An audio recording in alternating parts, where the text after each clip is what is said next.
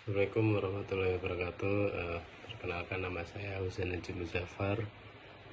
NIM saya 245111042. Di sini saya membuat tugas video yang diberikan oleh Pak Hadi, yang berupa membuat salah satu bencana yang pernah terjadi di Indonesia, yang isinya yang pertama penjelasan mengenai histori daerah tersebut yang mengalami bencana, yang kedua penjelasan mengenai kronologi bencana, yang ketiga penjelasan mengenai dampak yang ditimbulkan pasca bencana, yang keempat penjelasan mengenai upaya pencegahan untuk meminimalisir bencana tersebut.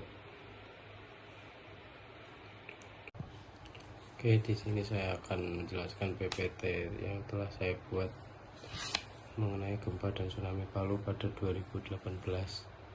Gempa bumi dan tsunami 2018 adalah peristiwa gempa bumi yang berkekuatan 7,5 skala Richter diikuti dengan tsunami yang melanda pantai barat Pulau Sulawesi, Indonesia bagian utara pada tanggal 28 September 2018 pukul 18.18.2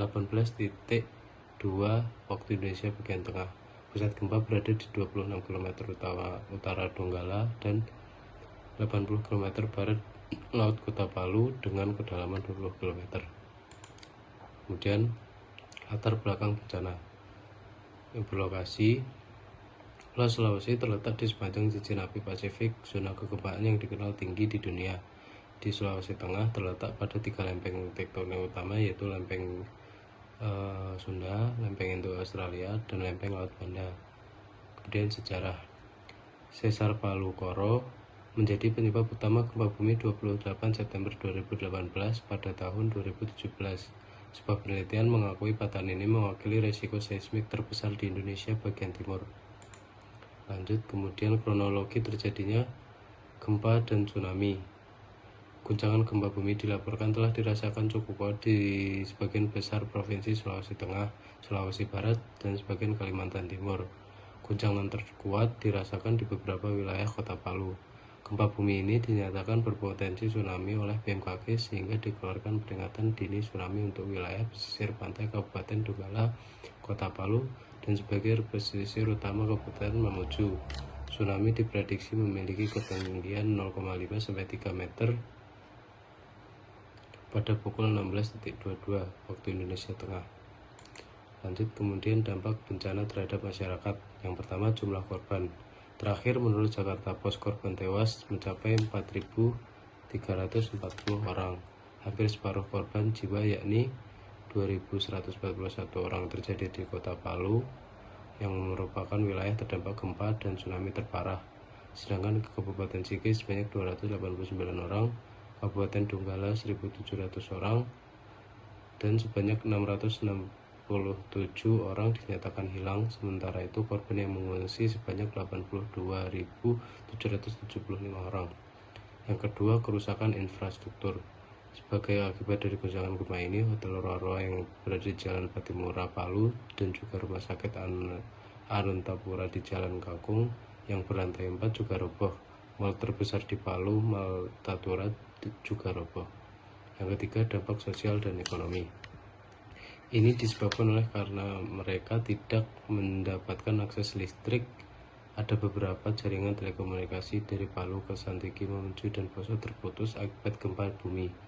BBM yang dijual 100.000 per botol mineral. Kondisi lalu lintas pun menjadi semrawut. Lanjut, upaya penyelamatan dan evakuasi. Pertama, pencarian dan penyelamatan. Tim SAR dari berbagai lembaga bekerja keras untuk menemukan korban selamat.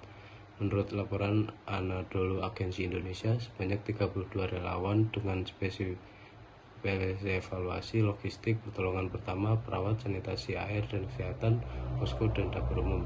Yang kedua, evakuasi. Korban selamat dievakuasi ke tempat yang aman dan mendapatkan bantuan medis. Yang ketiga, bantuan kemanusiaan.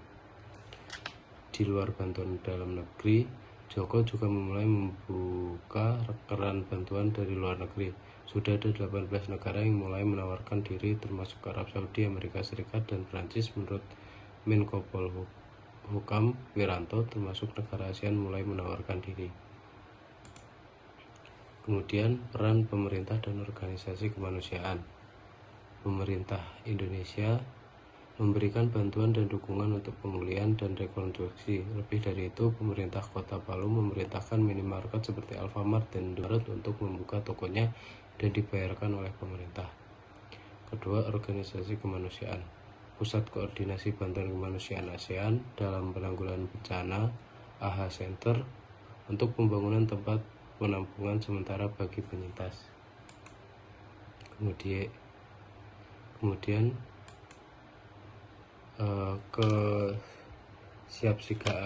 kesiapsiagaan dan mitigasi untuk masa depan.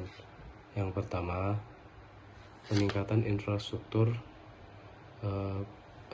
dengan meningkatkan ketahanan infrastruktur terhadap gempa bumi dan tsunami. Yang kedua, edukasi meningkatkan kesadaran dan pengetahuan masyarakat tentang mitigasi bencana. Yang ketiga, latihan melakukan simulasi bencana secara berkala. Kemudian yang terakhir, penutup, membangun ketahanan komunitas. Gempa dan tsunami di Palu menjadi pembelajaran berharga untuk membangun ketahanan komunitas terhadap bencana. Dengan kesiapsiagaan yang baik, kita dapat mengurangi dampak bencana dan membangun masa depan yang lebih aman. Di sini saya juga mempunyai beberapa video tragedi tsunami dan gempa di Palu pada waktu itu.